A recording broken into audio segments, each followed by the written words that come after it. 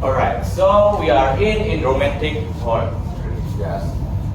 Romantic poetry in after restoration because they have one fought against the French and they finally found their peace. Next. Okay, the builders, the romantic movement around action against the rationalism of the Enlightenment and the Industrial Revolution.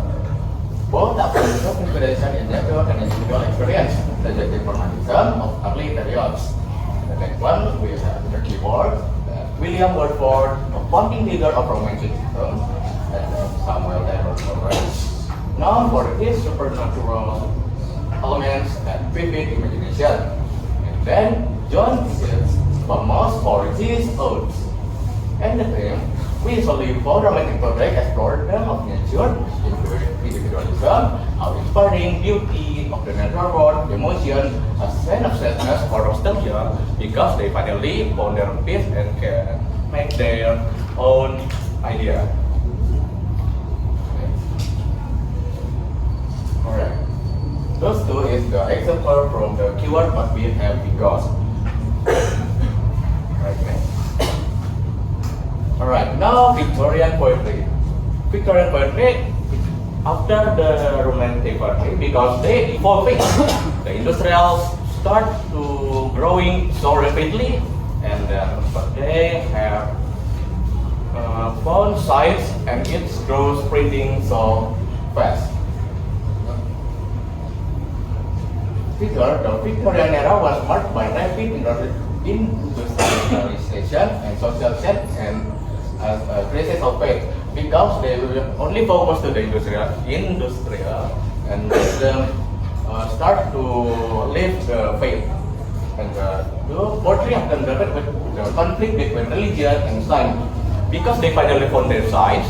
They start to conflict with someone who have religion and many other arguments.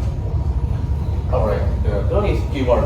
After strong tension, his poetry often expressive of loss, waste, and the patches of time. And the two is Robert Browning, known for his romantic monologues. Elizabeth Browning, her sonnets from the Portuguese are deeply personal love poems expressing her feelings for her husband.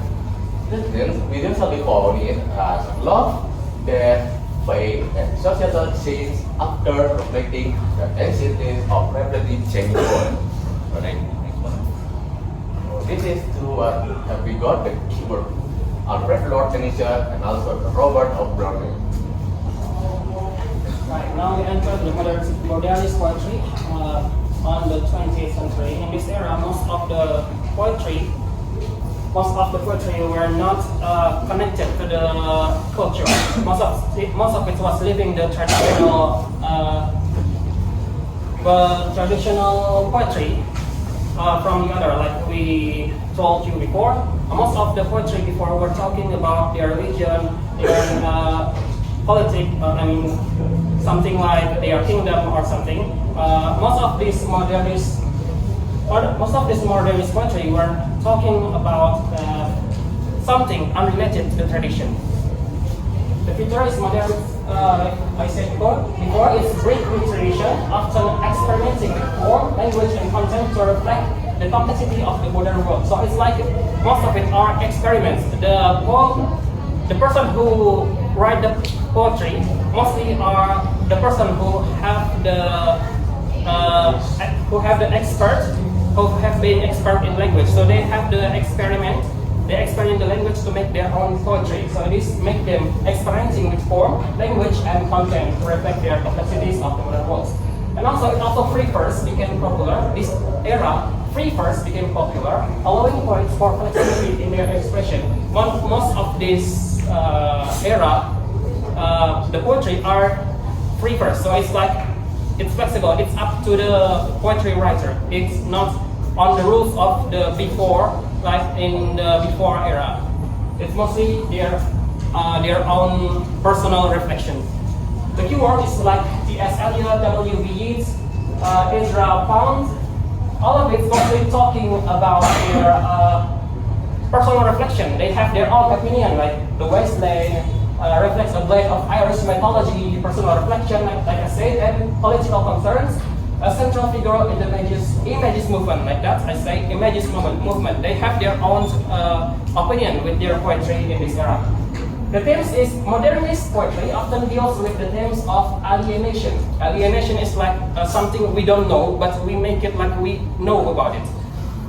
Disillusionment, search for meaning in the fragmented worlds and chaos of modern life. It's talking about mostly the opinion and mostly radical opinion, like that.